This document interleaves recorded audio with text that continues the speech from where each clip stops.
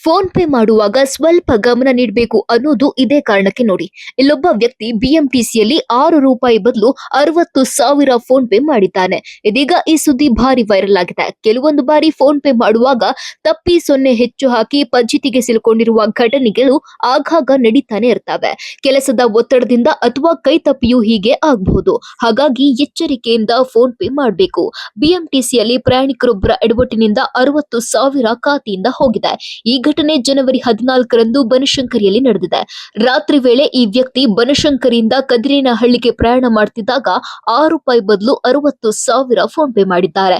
ಪ್ರಯಾಣಿಕ 60,000 phone pay ಮಾಡಿರುವುದನ್ನ ನೋಡಿ conductor shock ಆಗಿದ್ದಾರೆ.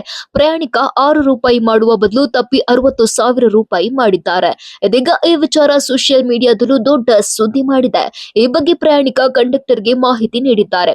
ಬಸ್ ನಿರ್ವಾಹಕ ಖಾತೆ ಪರಿಶೀಲಿಸಿದಾಗ ₹62,316 ಹಾಕಿರೋದು ಗೊತ್ತಾಗಿದೆ. ಆ ಹಣವನ್ನ ನೋಡಿ ಕಂಡಕ್ಟರ್ ಬೆಚ್ಚಿ ಬಿದ್ದಿದ್ದಾರೆ. ನಂತರ ಈ ಹಣವನ್ನ ತಕ್ಷಣದಲ್ಲಿ ನೀಡಲು ಸಾಧ್ಯವಿಲ್ಲ. ಮೊದಲು ನಿರ್ವಾಹಕ ಈ ಬಗ್ಗೆ ತನ್ನ ಮೇಲಧಿಕಾರಿಗಳಿಗೆ ತಿಳಿಸಿ ನಂತರ ಅವರ ನಂಬರ್ ಪಡೆದುಕೊಂಡಿದ್ದಾರೆ. ಡಿಪೋ ಮ್ಯಾನೇಜರ್ ಫೋನ್ ನಂಬರ್ ಕೂಡ ನೀಡಲಾಗಿದೆ. ಅವರು ಪರಿಶೀಲನೆ ನಡೆಸಿದ ನಂತರ ಹಣ ಪಡೆಯಬಹುದು. ಹಣ ಪಡೆಯಲು ಡಿಪೋಗೆ ಬರಬೇಕು ಎಂದು ಸಲಹೆ ನೀಡಿದ್ದಾರೆ. ಆದ್ರೆ ಇನ್ನೂ ಕೂಡ ಹಣ ಪಾವತಿಯಾಗಿಲ್ಲ. ಇವತ್ತು ಅಥವಾ ನಾಳೆಯೊಳಗೆ ಹಣ ಪಾವತಿ ಮಾಡಲಾಗುವುದು ಎಂದು ಹೇಳಿದ್ದಾರೆ.